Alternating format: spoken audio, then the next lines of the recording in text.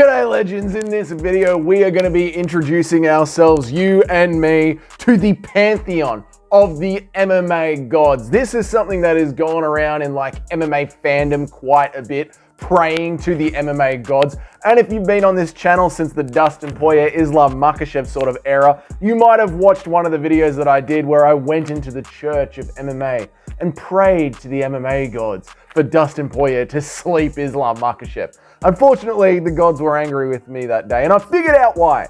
Because the images that I selected to put on the altar of MMA were not the correct ones. So I went to the live stream, I sat down, and we did a classic Q&A about who should be the gods of MMA. And when I say the gods of MMA, I mean those moments in the sport that are just etched into history. The people and the moments that come up with those things that you were just never ever going to forget. And we came up with a lot. We came up with a lot of options, but I figured since 7 is an ancient magical number, we will have 7 MMA gods in our pantheon of the gods. So in this video, I'm going to take you through and introduce you to the 7 selections for MMA goddom. And next time, goddom? Goddamn, goddom. And next time that I go into the church of MMA, get down on my knees and pray to the MMA gods, these will be the gods that we are praying to.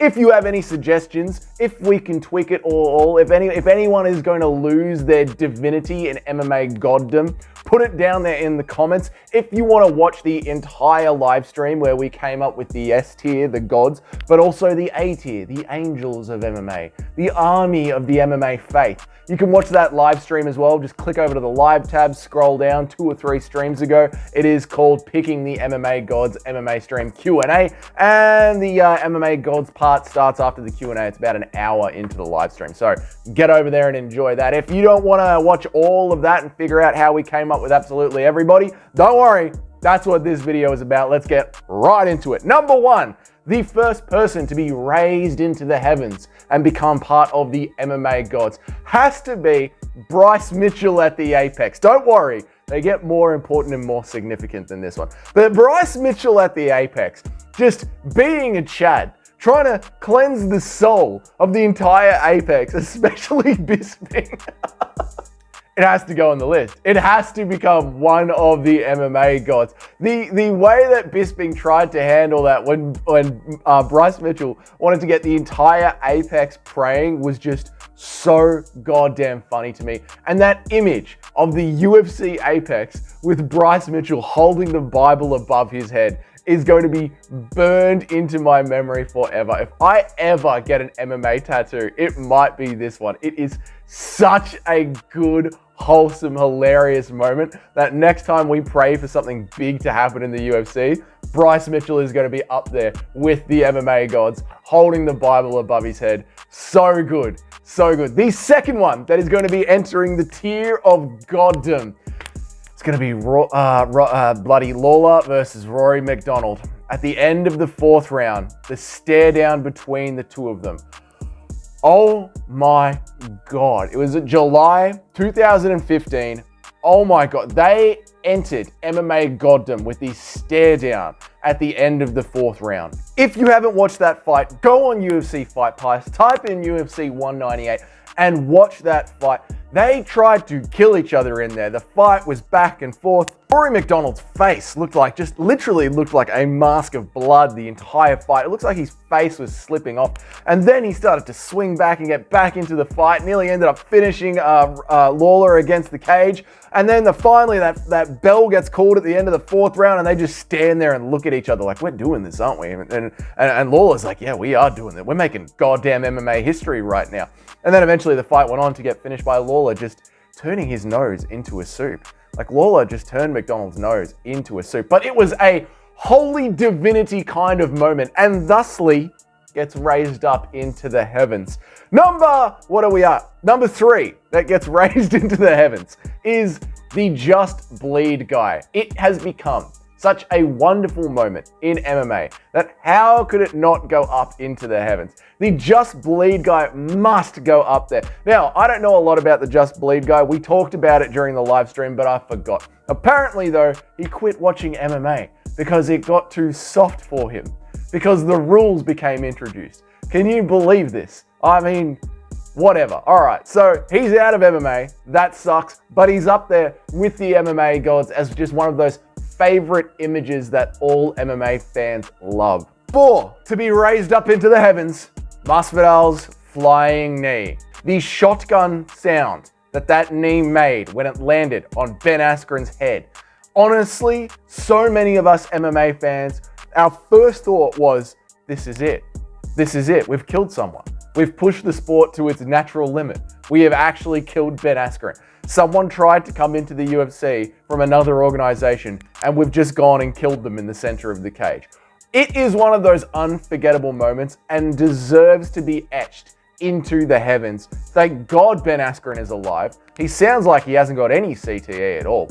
And it made Masvidal an absolute superstar, which he has, I guess, gone on to spar Nate Diaz with. So good on Masvidal as well. But they're going up there. And then number 5 on the list. Now we're getting to the serious level as we get to the 7 MMA gods. You've got the centerpiece of the MMA gods and the 2 people that sit on each shoulder.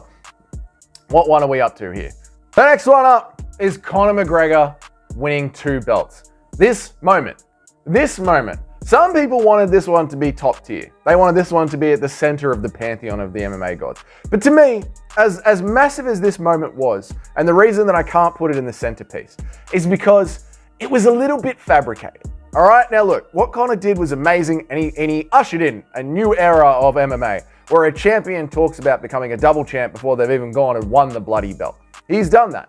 But he also did it at a time where it was a little bit different. When Volkanovski goes to make his attempt at the second belt, Volkanovski needs to clear out his division. When Adesanya goes to make his attempt, Adesanya needs to knock off a few of the top contenders. Although, Yoel Romero, how can he really be a top contender? But you know what I'm saying. You got to do a couple of defenses. Not only did Conor McGregor never do a defense at 145, he had a whole Nate Diaz bloody debacle go on in between those fights. When he walked into the cage to win the 155-pound belt, it had been so long since he had fought at 145, it was but a distant memory.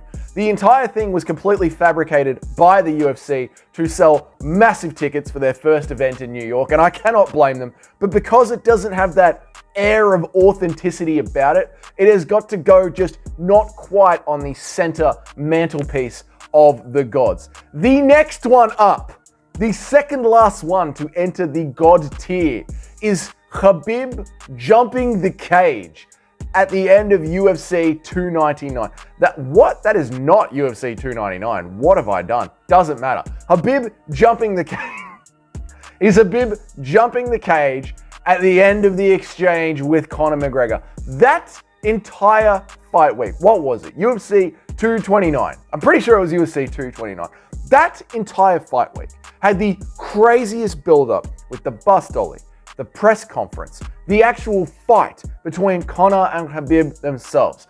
Khabib choosing to stand in the cage with Conor McGregor, getting a knockdown, and then at the end of the fight, releasing all of that pressure and soaring like the eagle that he is over the cage and landing on Dylan Dennis and starting what could have turned out into an entire brawl. People want to give MMA fans shit for their toxicity, but if that had happened in European soccer or in so many sports around the world, there actually would have been some murders in the stands that night.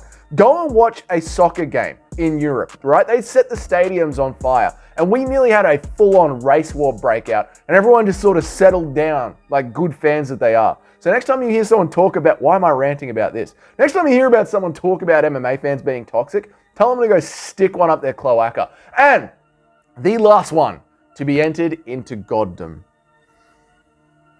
Praise of the MMA gods. Praise the MMA gods. The last one, because this one was not fabricated. This one came in as such a real and intense moment. At the end, or towards the end, or in the middle of UFC 300, an event that capped off nearly 35 years of MMA.